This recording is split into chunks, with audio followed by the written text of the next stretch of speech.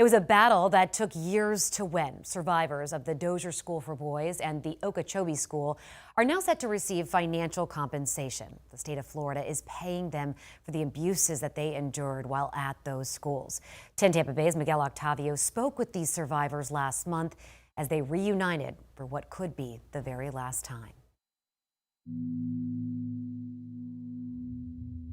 The Marianna and the White House boys has affected me my whole life.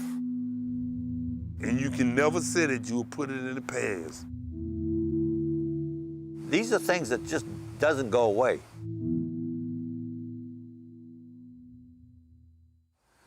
Okay, you tell me when. Ready. Okay. Hello, folks. My name is Don Stratton, and I'm from Gibsonton, Florida, Showtown, USA. My name is Lorenzo Killens, K-I-L-L-E-N-S. Okay. All right.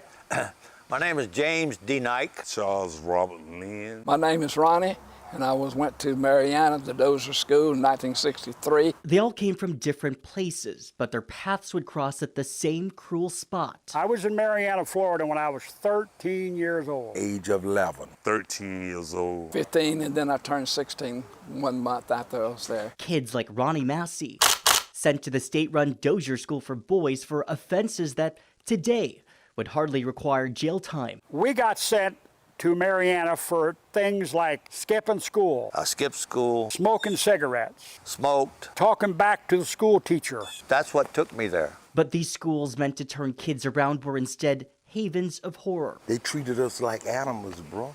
Real animals. Animals got more respect than we did. Today, at least hundreds of men have come forward, sharing stories of beatings, rapes, and other forms of torture. A lot of people don't want to tell the story because they can't face the story. The abuse was horrible.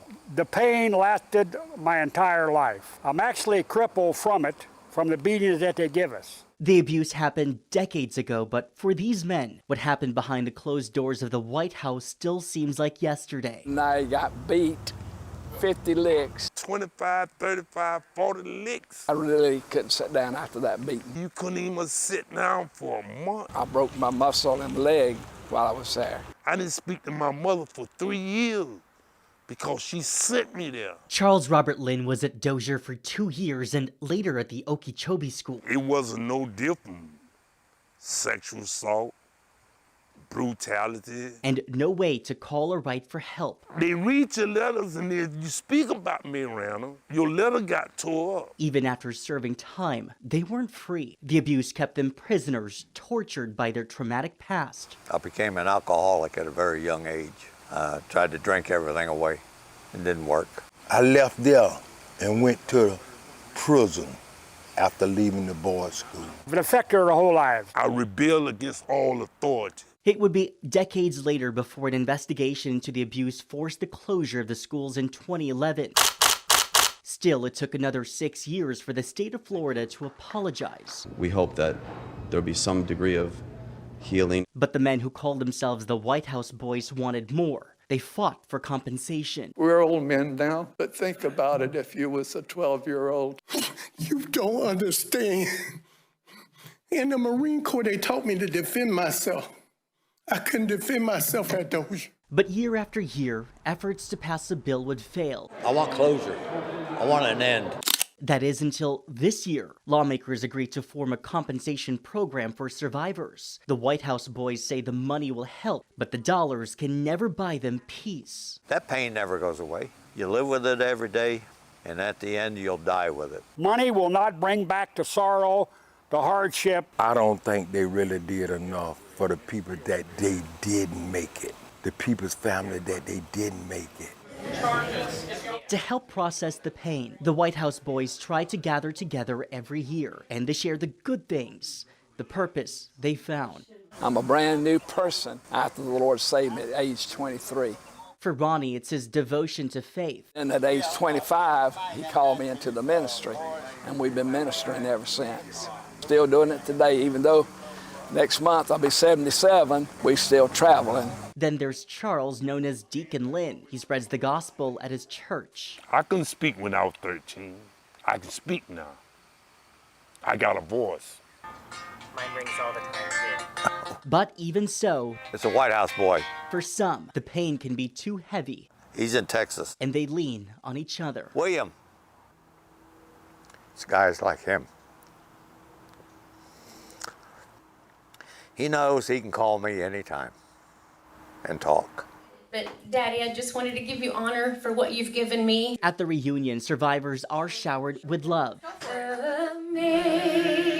Amazing grace. Friends and family by their side, but this could be their final get-together.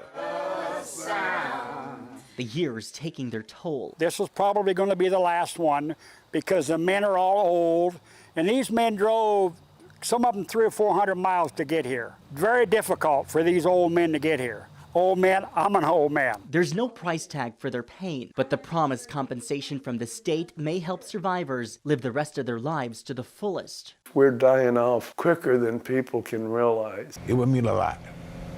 It would mean a hell of a lot. We're all on borrowed time, so to speak. I'm 75, I'll be 76 in February. You know, I could go to bed tonight and not wake up tomorrow.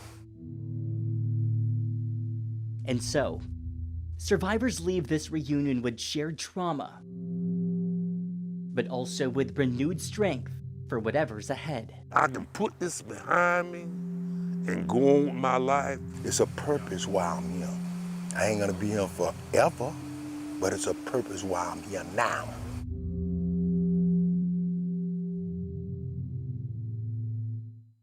The pain that they endured and the courage that it has taken to speak up for themselves and to also speak up for others, those who cannot speak today. To date, USF researchers have found at least 55 graves. Researchers say more than 100 boys died at the school. Survivors have until the end of the year to apply for the $20 million compensation program.